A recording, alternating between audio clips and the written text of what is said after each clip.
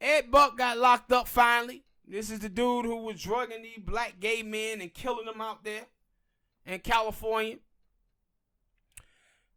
And what you see from the black transgender community, you see none of those people talking about Ed Buck, but they talked about Kevin Hart.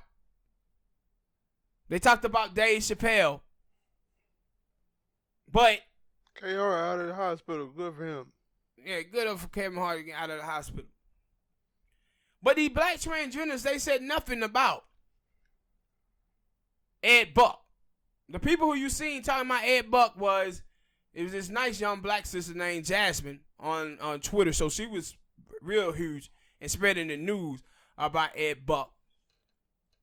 But it was her and straight black men who was going after Ed Buck. The black transgender community, they said nothing to Ed Buck. And see, this is what I talk about with transgenders putting their sexual orientation over their race. See, they aim their weapon and bust their shots at black men all day. But this white dude who was a huge donor to the Democratic Party, he was out there putting more bodies on him than Michael Myers.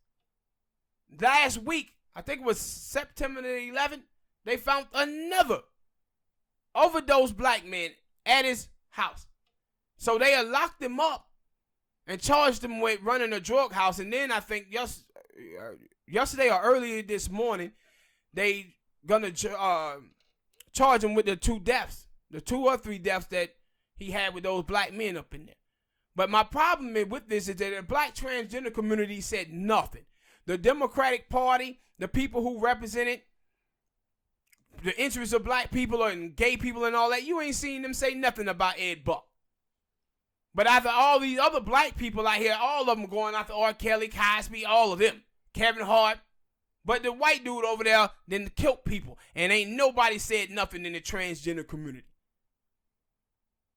But we had to give pressure on him to get him locked up.